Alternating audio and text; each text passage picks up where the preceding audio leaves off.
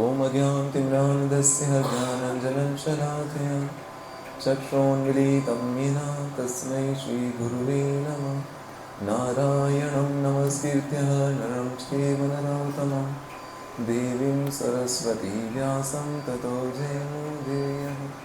जय श्री कृष्ण चैतन्य प्रभु नित्यानंद श्री अद्वैत गदाधर श्रीवासादि गौरभक्तवृंद। हरे कृष्णा कृष्ण कृष्ण हरे हरे, हरे राम राम राम हरे हरे। हरे कृष्ण। आज इस कार्तिक मास में बहुत विशेष एक तिथि है। किसी को मालूम है क्या है आज?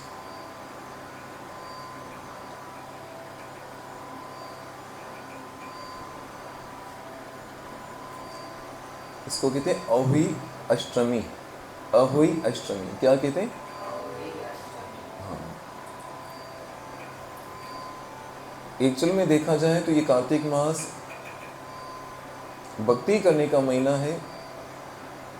पर शिला प्रभुपाद जी कहते हैं जो बड़े बड़े मेट्रो सिटीज होते हैं वहां पे तमोगुण बहुत ज्यादा होता है। मोड ऑफ इग्नोरेंस, मतलब अंधकार। जो सही नहीं है उसको सही समझना। एक संत वाणी में श्रवण कर रहा था कि डोंगरे जी महाराज हमारे बहुत बड़े भागवतकार हुए हैं इस भारतवर्ष में। बहुत उच्च कोटि के महात्मा, उच्च कोटि के संत। उनको बॉम्बे में बुलाया गया भागवत सप्ताह करने के लिए। तो सारे बैनर लग गए, पूरी अनाउंसमेंट हो गई, पंडाल भी सज गया। लेकिन जैसे ही डोंगरे जी महाराज बॉम्बे आए उन्होंने मना कर दिया कि मैं भागवत नहीं करूंगा। अब जिन्होंने पूरा आयोजन किया था उन सबके हाथ पांव फूल गए। अरे यार, इतनी अनाउंसमेंट हो गई, पब्लिसिटी हो गई, पंडाल सज गया, बैनर लग गए हैं, और जो वक्ता हैं वो कह रहे हैं कि मैं यहाँ पे भागवत नहीं करूंगा। सबने कहा ऐसे क्यों? तो यहाँ भागवत करने से पहले या रामचरितमानस करनी चाहिए, क्योंकि यहाँ के लोगों को शिष्टाचार ही नहीं है कि कब क्या करना चाहिए, क्या पहनना चाहिए, क्या खाना चाहिए, कुछ रेन सेन कुछ नहीं। विशेषकर जो उन महात्माओं की हमारे इस बॉम्बे के बच्चों को देखा, यूथ को देखा, तो बड़ा दुख हुआ कि इनके पास कपड़े लेने के लिए पैसे नहीं है क्या?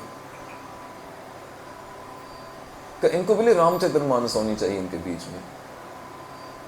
और ऐसे ग्रंथों में बताया है कि कम कपड़े पहनता है उसको अगला जन्म झाड़ का मिलता है, ले, या तो जानवरों को मिलता है। अगर बिना कपड़ों की ये जानवर, कुत्ते बिल्लियां अच्छे लगते, मतलब उनमें और हमें कोई अंतर नहीं रहा। तो कहना ये चाह रहा था, डोंगरे जी महाराज ने मना कर दिया। तो फिर जब वो अपने संकल्प पे दृढ़ रहे तो मजबूरन सबको क्या करना पड़ा, हार माननी पड़ी। और फिर वहाँ रामचरितमानस की कथा हुई। वो रामचरितमानस कैसा है कि एक आइडियल जीवन जीने की कला सिखाती। क्या पहनना चाहिए, क्या सुनना चाहिए, क्या बोलना चाहिए, क्या खाना चाहिए, क्या उठना चाहिए, बैठना चाहिए, आपस में व्यवहार कैसा होना चाहिए, हर चीज़ की शिक्षण देता है।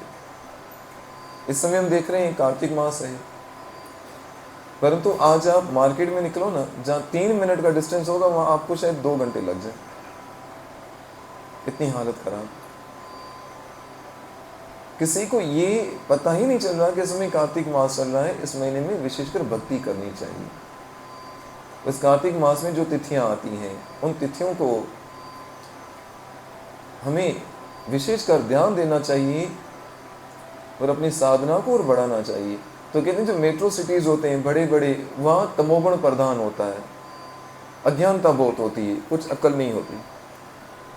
जो अधर्म है उसी को धर्म समझा जाता है। फिर कहते हैं जो गांव होते हैं वहाँ पे किस गुण का प्रदान होता है? मुख्य तौर पे वहाँ पे रजोगुण प्रदान होता है। और फिर जो जंगल होता है उसको सतोगुण की कैटेगरी में रखा गया, वहाँ में जो सतोगुण रहता है।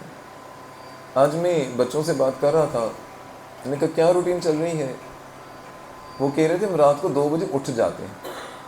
क्या कहा? 2 बजे उठ जाते हैं और 7:30 बजे शाम को सो जाते हैं। कुछ पता ही नहीं कि मोबाइल क्या होती है, संसार क्या होता है। बस चारों तरफ कार्तिक मास की एक ऊर्जा दिख रही है, भजन साधन भक्ति और कुछ भी नहीं दिख रहा। और आज की जो तिथि है, जिसको अहोई अष्टमी के नाम से भी जाना जाता है, बहुत विशेष इस दिन की महिमा है। और हमारे शहरों में धनतेरस के सिवा और किसी को कुछ पता ही नहीं। बस सोना खरीदना है, नई चीज लानी है, चाहे गाड़ी हो, बंगला, कुछ हो ना, पैसा फिर लानी है। मतलब इस महीने में ठाकुर जी की कृपा को लाना चाहिए, पर लेके क्या आ रहे हैं? सभी मैंने पूछा किसी को मालूम है कि आज क्या है? तो कुछ पता नहीं। अहोई अष्टमी क्या है? आज के दिन श्री राधा कुंड और श्याम कुंड जी का प्रकट्य हुआ। पर हमारी इस गौड़ीय संप्रदाय के अंदर, वैष्णव परंपरा के अंदर, राधा कुंड और श्याम कुंड की इतनी महिमा है, इतनी महिमा गाई गई है कि राधा कुंड को साक्षात राधा रानी का स्वरूप कहा गया है। जैसे आज भी लोग, जो हमारे वैष्णव लोग, बहुत सारे लोग जाते हैं उस राधा कुंड में, कभी अपने पाँव नहीं डालते। वो स्नान करने का तरीका उनका अलग होता है। ऐसे उल्टा लेट जाएंगे, पाँव बिल्कुल ऊपर होंगे बाहर, और ऐसे हाथों से पानी को उछिलकर ऐसे स्नान करते हैं कि राधा रानी का स्वरूप है। और आज भी नित्य प्रति जैसे अष्टयाम लीला होती है वहाँ पर श्यामा श्याम जो की, तो राधा रानी और कृष्ण की बहुत सारी लीलाओं में, कुछ लीलाओं का वहीं पर आज भी होता है। और कहती है श्रीमती राधा रानी आज भी उसे जल में स्नान करने आती है, स्वयं कृष्ण भी उसे जल में स्नान करने आते हैं। और कहते हैं जो इस राधा कुंड में स्नान कर लेता है, उसके तट पे बैठकर कोई भक्ति भी कर लेता है थोड़ी सी भी, तो साक्षात राधा रानी इस पर कृपा करके अपनी शुद्ध भक्ति प्रदान करती है। ये राधा कुंड, श्याम कुंड या वृंदावन, कल जैसे हम चर्चा कर रहे थे, भगवान के दाम में, भगवान के नाम में, उनकी लीला में कोई अंतर नहीं। जैसे आज हम वृंदावन जाते हैं तो हमें कृष्ण नहीं दिखते हैं, ग्वाल बाल नहीं दिखते हैं। इसका अर्थ ये नहीं कि वहां पर लीला नहीं हो रही है, पर हमारी इन नेत्रों से देखी नहीं जा पा रही, क्योंकि हम इतने शुद्ध नहीं है। ये तो आज भी अष्टयाम लीला वहां पर चलती रहती है। इससे जो ब्रिज में जाओ तो उस समय आपके भाव में क्या होना चाहिए कि जितने वहाँ छोटे ग्वाल बाल दिखे ना, ऐसे उनमें विचार करो कि ये सब किसके? कृष्ण की बाल सखा है। कहीं छोटी छोटी की लालियां हैं, छोटी बेटियां निहारियां अगर घूमती फिरे तो समझिए ये राधा रानी का समूह कहीं जा रहा है। उसमें कोई बहुत सुंदर अगर छोटी सी कन्या दिखे तो ये भावना करो कि साक्षात राधा रानी है। ये भाव होना चाहिए वहां पे। वृंदावन के वृक्ष को मरम न जाने कोई, ढार ढार और पात पात पर राधे राधे होई। वहाँ के झाड़, वहाँ के लता पता गुलम, वहाँ के ग्वाल बाल, वहाँ के ब्रजवासी, वहाँ की गैया, चाहे कीट पतंगे, कोई भी साधारण नहीं है, साधारण जगह नहीं है। तो हम चर्चा कर रहे थे इस अहोई अष्टमी के ऊपर। आज की लास्ट जो नाइट गुजरी उसको, और आज का पूरा दिन या रात को, आज आप जाओगे तो वहां पे लाखों की संख्या में आपको मिलेंगे लोग उस राधा कुंड पे। प्रतीक्षा कर रहे होते हैं बस वो तिथि आए और हम इसमें स्नान करें, क्योंकि ऐसे हमारे आचार्यगण कहते हैं कि जिस दिन राधा कुंड और श्याम कुंड प्रकट हुए, जैसे हम अपना वो बर्थडे सेलिब्रेट करते हैं ना, जैसे राधा कुंड श्याम कुंड की प्रकट तिथि पर उस दिन राधा कुंड श्याम कुंड खूब सुंदर सजाया जाता है, दीपों से, पुष्पों से, कि आज श्यामा श्याम जी यहाँ पर आएंगे। और रात्रि को 12 बजे के उपरांत श्यामा श्याम जो वहां पे स्नान करेंगे। स्नान करने के बाद फिर जितने वैष्णवगण है वो सब उसमें स्नान करते हैं।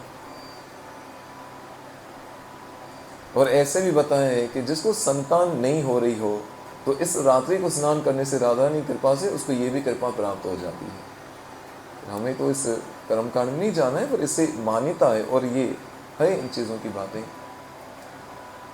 तो इस अहोई अष्टमी को क्या लीला हुई थी, इसलिए कहानी कार्तिक मास साधारण नहीं है।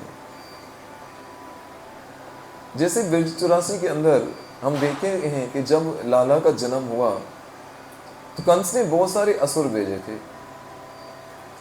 तो यही जो राधा कुंड श्याम कुंड है, इसको पहले एक और नाम से जाना जाता था, इसको कहते अरिष्ट ग्राम। क्या कहते थे?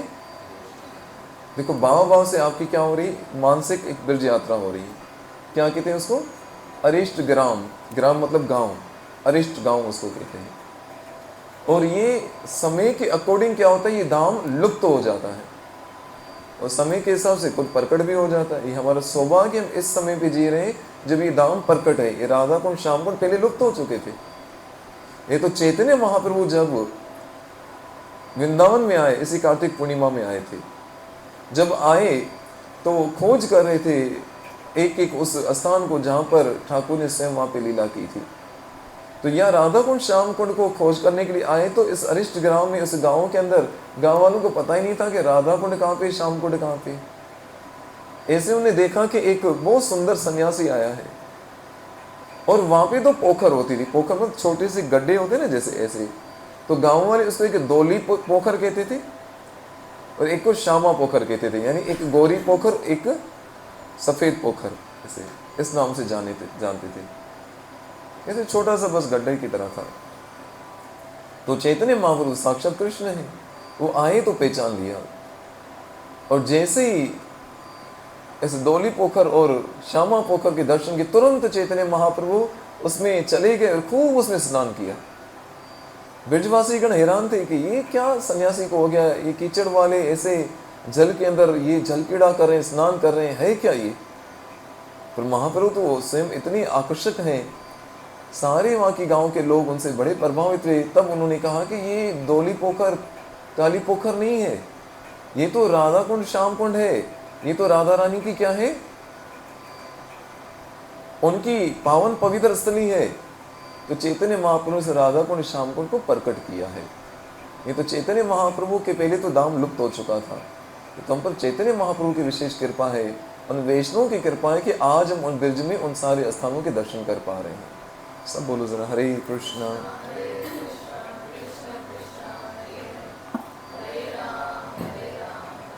तो उस पवित्र स्थान की लीला क्या है? हरिभक्त विलास के अंदर, उपदेश अमृत के अंदर बहुत सुंदर राधा कुंड श्याम कुंड की महिमा के ऊपर बताया गया है कि दुनिया में, पूरे विश्व में, दुनिया में नहीं, पूरे ब्रह्मांडों के अंदर, बाकी जितने ब्रह्मांड भी हैं, जितने प्लैनेट्स हैं, उनमें भी सबसे श्रेष्ठ है ये भारतवर्ष। इस भारतवर्ष में भी सबसे श्रेष्ठ है ये ब्रज 84 कोस का टुकड़ा। इस ब्रज 84 में भी सबसे श्रेष्ठ है मथुरापुरी। जबकि वैकुंठ को भी इतना धन्य नहीं कहा गया। वैकुंठ जहां भगवान साक्षात रहते हैं, उनसे भी श्रेष्ठ कहा गया मथुरापुरी को, क्योंकि भगवान की जन्म की लीला कहां पे होती? मथुरापुरी में होती, वैकुंठ में तो नहीं होती। जो गए होंगे उन्होंने जेल का दर्शन किया होगा, किए किसने दर्शन? जेल के ऊपर एक बात याद आई। ट्रेन में एक व्यक्ति बिना टिकट के सफर कर रहा था।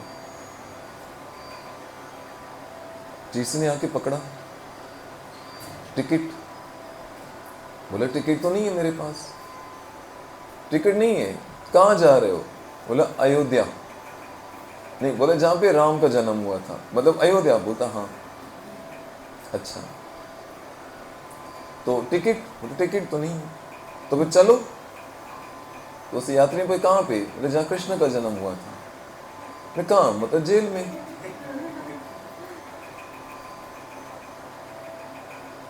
तो ये हमारे आचार्य कहते हैं इस विश्व में नहीं, पूरे ब्रह्मांडों के अंदर अगर सबसे श्रेष्ठ कोई स्थान है तो है मथुरापुरी, क्योंकि जहां पर साक्षात भगवान श्री कृष्ण का जन्म हुआ, जो कि वैकुंठ में भी नहीं हुआ है। तो कितनी अद्भुत ये हमारे पर कृपा है ठाकुर जी की, हमें ऐसे देश में जीवन यापन करने का अवसर मिल रहा है। तो इसका लाभ लें तो वो कब होगा? जब साधु संग होगा, जब हरि कथा होगी तो। और हरि कथा का सबसे बड़ा लाभ क्या है कि अभी हम यहाँ से जो लीलाएं सुन के जाएंगे ना, फिर क्या होगा? फिर वही लीलाएं दिमाग में चलती रहेंगी, सिमरण सिमरण करते करते करते। और भगवद गीता में कहा अंत काले च माम सिमरन मुक्तवा कलेवरम। श्रवण करने को साधारण नहीं समझना चाहिए, इसे रोज हरि कथा को श्रवण करना चाहिए। इतना श्रवण करो कि ठाकुर एक क्षण के लिए भी हमारे दिमाग से निकले ही नहीं। ऐसे हो कि अंत तक, कि हमारे कॉन्शियस में क्या चल रहा है, पूरा जीवन की भक्ति का सार उस समय पता चलता है कि हमारे दिमाग में क्या चल रहा है। इसे रोज नित्यम भागवत सेव्या कहा गया। तो आज की जो तिथि है, जिसको अवही अष्टमी कहते हैं, इस पर हम चर्चा कर रहे थे, तो श्रेष्ठ है मथुरापुरी, मथुरापुरी से भी श्रेष्ठ है वृंदावन। फिर वृंदावन में भी गोकुल को मान्यता दी गई ज्यादा। वो सुंदर श्लोक है कि पूरा मैं आपको पढ़ के सुनाऊंगा। इसके बाद इससे भी श्रेष्ठ कहा गया गिरिराज गोवर्धन को। गिरिराज गोवर्धन में भी सबसे श्रेष्ठ बताया गया श्री राधा कुंड को। और आज के दिन ही राधा कुंड का प्राकट्य हुआ। इसको अवही अष्टमी कहते हैं। आज लोकेश बता रहा था उसकी माता जी भी कि रात को बहुत भीड़ थी, और आज तो उससे भी ज्यादा भीड़ होगी। आज के दिन स्नान करने के लिए लोग तरसते हैं कि आज के दिन स्नान हो जाए। मौसी कृपा कटाक्ष जब हम पढ़ते हैं, ये तो विशेष वहाँ पे गाना चाहिए। उसमें इसका फल भी लिखा हुआ है, जो आपके पास है छोटी सी बुकलेट, उसमें देखोगे तो उसमें लीला क्या हुई कि कंस के द्वारा भेजे गए जो असुर थे, वो समय समय पे आके क्षति पहुंचाने का प्रयास करते लाला को, बिरज को।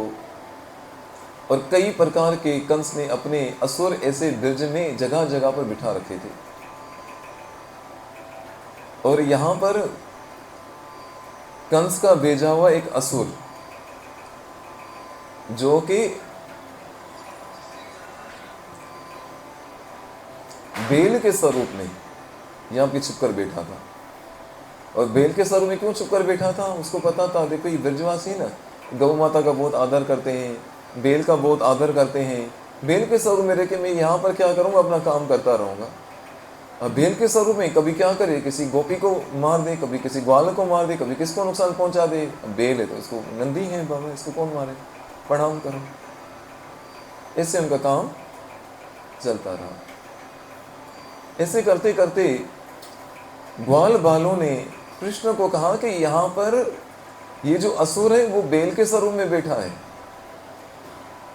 जिसके बड़े बड़े सींग हैं, और ये कब से अवसर ढूंढ रहा है कि कब आपको क्या करेगा, ये क्षति पहुंचाए, कभी सोते में कभी आप पे प्रहार न कर दे।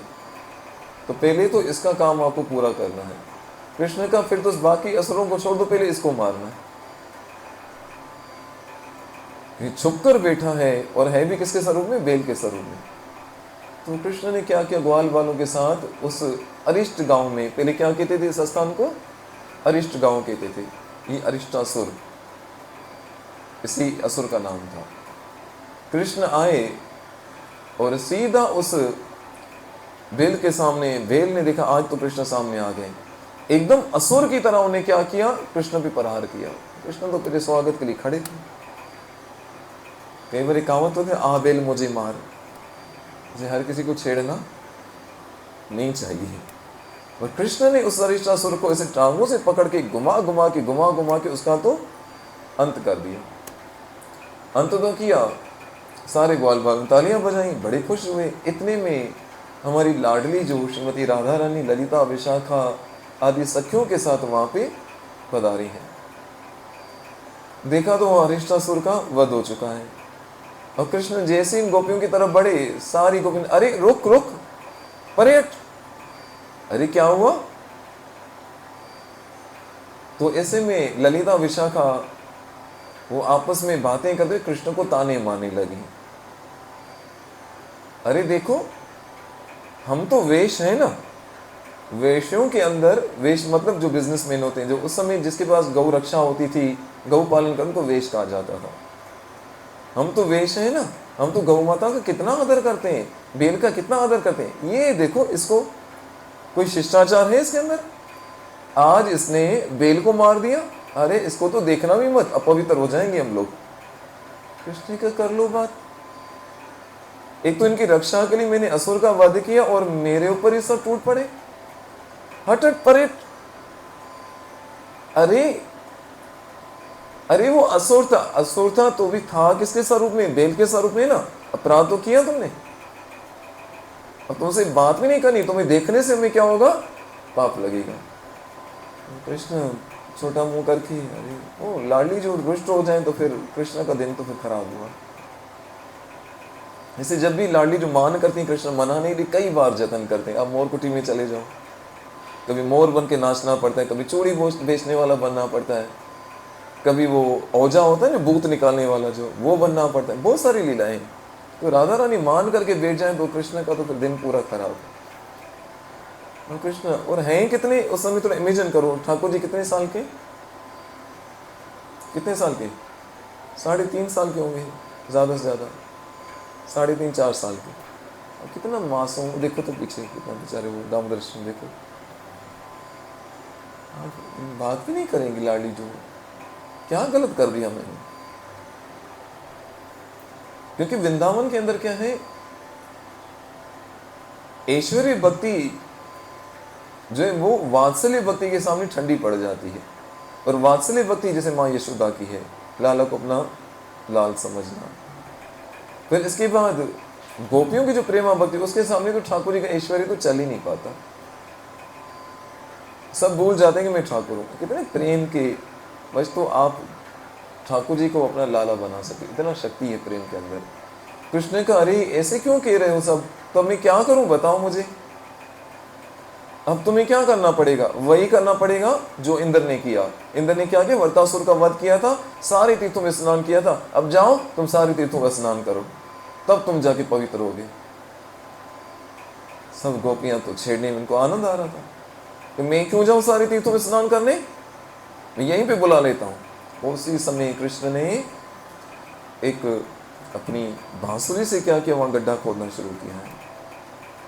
और ठाकुर जी तो वो ठाकुर जी हैं, उन्होंने स्मरण किया। और जितनी भी पवित्र संसार के नदियां हैं, गंगा, यमुना, सरस्वती, गोदावरी, कावेरी और कुछ चंद्रभागा, सारी नदियां वहां पर स्वयं मूर्तिमान स्वरूप आकर प्रणाम करके खड़ी हो गई। आज्ञा कीजिए प्रभु, क्या सेवा कर सकती हूँ। इन सब ने मुझे सारे तीर्थों में स्नान करने को कहा है, सारे तीर्थों का आह्वान करो। सारे तीर्थ आ गए और वो कुंड का विस्तार हुआ, उसमें सारे तीर्थ उसमें समा के सुंदर कुंड बन गया। सारी गोपियां तो देखते रह गई, अरे ये क्या, ये तो हमारी ये चाल भी तो यहाँ फेल गई। हमने सोचा था आज इनको अच्छा मजा चखाएंगे, सब एक दूसरे का मुंह देख रही हैं, सारे तीर्थ आ गए। और ठाकुर जी ने उसी समय क्या किया, उसमें स्नान किया। ग्वाल बालों ने भी स्नान किया। अब तुम्हें पवित्र हो गया ना, बोलता हाँ मैं अब तो, हाँ अब तुम पवित्र हो गए, लेकिन तुम सब अपवित्र हो गई। गोपियों की ये क्या बात हुई, क्यों, मैंने तो अरिष्टासुर को मारा था, इसलिए तुमने मुझे कहा ना सारे तीर्थों में स्नान करो। मैंने तो फिर भी उस असुर का वध किया था, तुमने तो उस असुर का पक्ष लिया ना, उसका साथ दिया ना। तो आतंकवादी का साथ देने वाला भी आतंकवादी होता है। तो तुमने असुर का वध किया, तुम अपवित्र हुए, उसके पाप के भागी, अब हमारे साथ मत खेलना, जाओ हटो यहाँ से, अपवित्र कहीं के। तो ललिता विशाखा सब देखने लगे, वो भी कब हार मानने वाले थे। वो राधा रानी से कहने लगी, देखो महारानी, अब ये देखो, ये तो इन्होंने अपना कुंड खोद लिया, अपना बना लिया, अब इनका कुंड होगा हमारा नहीं होगा, ये तो हमारी बड़ी इंसल्ट है, आप भी अपना कुंड बनाओ। तो राधा रानी ने अपने कुंड से कंगन से वहां पर क्या करना आरंभ किया, खोदना शुरू किया। अब वहां वो उस गड्ढे को खोदते को इतना परिश्रम, पसीना पसीना सब हो गए। कुंड तो बन गया, अब जल कहां से आए।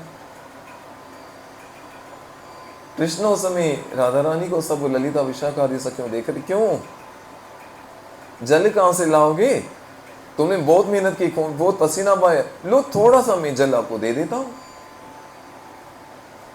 लेकिन वो भी कब हार मानने वाली थी, नहीं चाहिए तुम्हारे कुंड का जल, हम अपना मेहनत खुद करेंगे।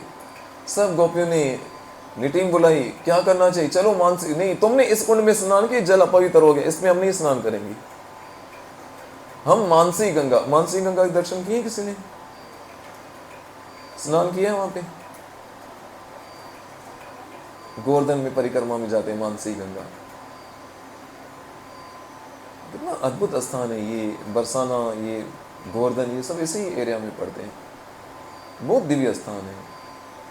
पुचरी का लोटा बाबा के दर्शन किए किए ना?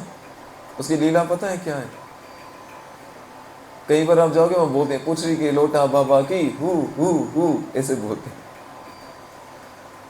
ये बहुत अद्भुत स्थान है उसके आसपास।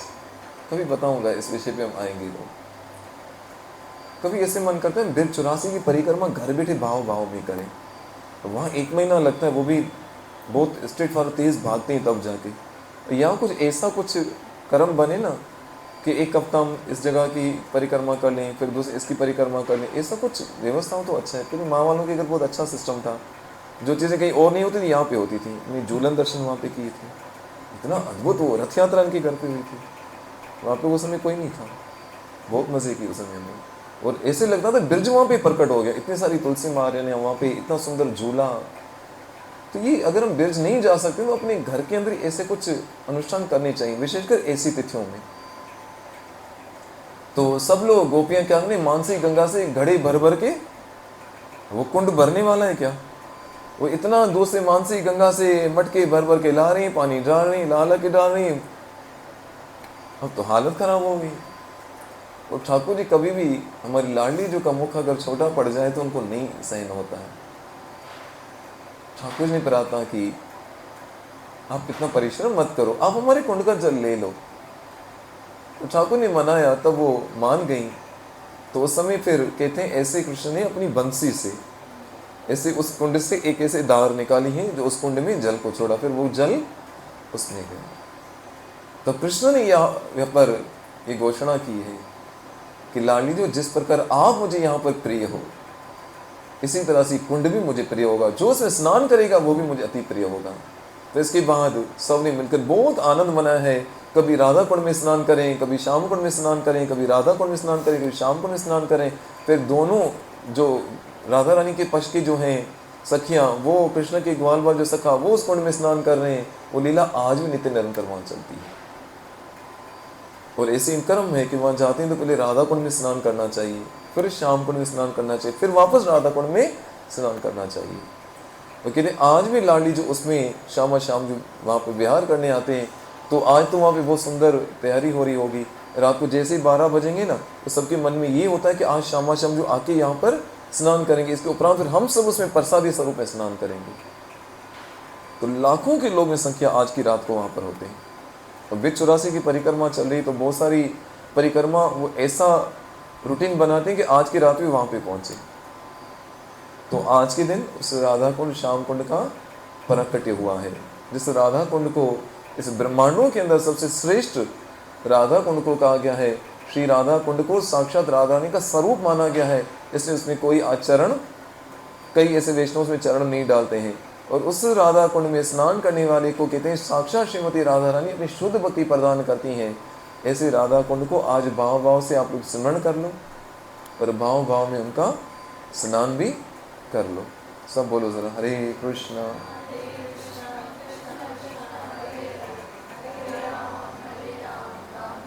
और इस दिन को क्या कहा जाता है, अवही अष्टमी।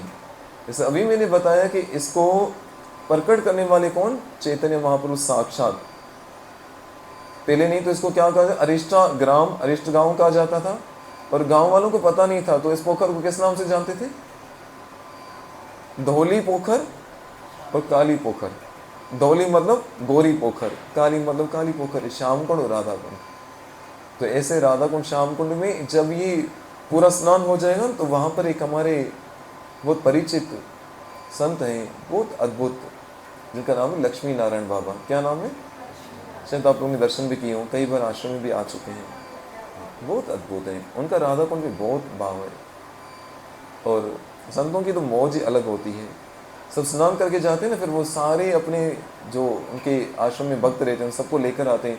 पूरी राधा कुंड श्याम कुंड की सफाई होती है, पूरा जल वहाँ से निकाला जाता है। जब निकाला जाता है जल ना, तो फिर वो जो राधा कुंड श्याम कुंड का असली जो स्वरूप है, जो अंदर जो छोटा सा वो जहाँ से आज भी जल निकल रहा है, उसके वास्तविक दर्शन होते हैं।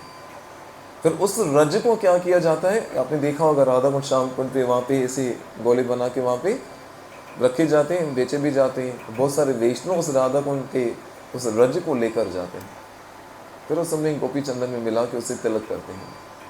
इसलिए जब हम धाम में जाएं तो हमें ऐसे महात्माओं से सीखना चाहिए। सब बोलो हरे कृष्णा।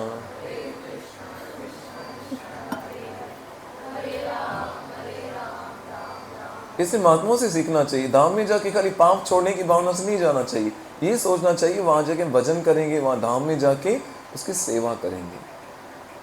तो कई बार लोग जाते हैं, दीपक बाहर पड़े होते हैं, पनियां बाहर पड़ी होती हैं, या ऐसे कपड़े पड़े होते हैं, या ऐसा कचरा पड़ा होता है। जब जाओ तो ऐसा कुछ, ऐसा पॉलीथीन या ऐसा कुछ बैग लेकर जाओ, ये भाव रख के पहले जाके हम धाम की सेवा करेंगे, इस भाव से जाना चाहिए। तो वो लक्ष्मीनारायण बाबा को मैंने देखा है, बहुत अद्भुत उनकी सेवा है। राधा कुंड श्याम कुंड पे जितनी वो साफ सफाई रखते हैं, बहुत कम लोगों को ऐसी भावना जागृत होती है। और यहाँ तक कि मैंने अभी कहा ना, धाम में ठाकुर जी के नाम में और उनकी लीला में कोई अंतर नहीं है। एक्चुअल में धाम तो ठाकुर जी का ही विस्तार है, साक्षात कृष्ण ही है जो इस धाम का विस्तार करते हैं अपने आप में से, और अलग थोड़ी उनसे कोई। मुझे एक छोटी सी घटना याद आ रही है, उसको मैं शेयर करके मैं वाणी को अविराम दूं। अभी रिसेंटली कि हमें धाम में कैसे रहना चाहिए। अभी जो 4-5 महीने हम लोग वहाँ पर थे, मैं मीनाक्षी वहाँ पे, तो उसमें सवेरे मंगला आरती के लिए मैं और मीनाक्षी वहाँ पे गए, वहाँ बैठे थे। मंगला आरती के बाद थोड़ा समय मिलता है तो उसमें भजन कर रहे थे। ऐसे दूर से दृष्टि पड़ी लक्ष्मी नारायण बाबा पे, अरे लक्ष्मी नारायण बाबा है। दूसरे ने प्रणाम किया तो वो हमारे तरफ उन्होंने देखा, स्माइल दी, तो हम बात करना चाहिए, 2 मिनट रुको। हम बैठ गए। तुरंत उन्होंने कुछ पेन पेपर निकाला और सामने जो श्यामा श्याम लाडली लाल जी को प्रणाम किया, उनसे कुछ अपने ही भाव में कुछ बातचीत की, फिर कुछ लिखना आरंभ किया। मैं समझ गया कि उन्होंने बहुत सारे ग्रंथ लिखे हैं संक्षेप में। ये छोटी सी बुक है जो राधा कुंड श्याम कुंड की जो लिखी होती है, वो उन्होंने लिखी, पीछे लिखा होगा नाम उनका। उनका आश्रम भी वहाँ पर है। बहुत विरक्त महात्मा है और बहुत हम्बलनेस, हद से ज़्यादा। तो मैं समझ गया ये कोई ग्रंथ लिख रहे हैं और पहले लाडली लाल से आशीर्वाद लेने के लिए, उनकी आज्ञा लेने के लिए यहाँ पे आरंभ कर रहे हैं। तो उन्हें लिखना शुरू किया। फिर मात्र 5-7 मिनट बचे थे पर्दे बंद होने में। मंगला के बाद थोड़ी देर के बाद पर्दे बंद हो जाते, 5 बजे बंद हो जाते हैं पर्दे। बंद हुए तो बस थोड़ा सा 1-2 खाली शब्द उन्होंने हमसे बात की और कहा चलो मेरे साथ। मीनाक्षी चलो भाई, मंदिर तो बंद हो चुका था।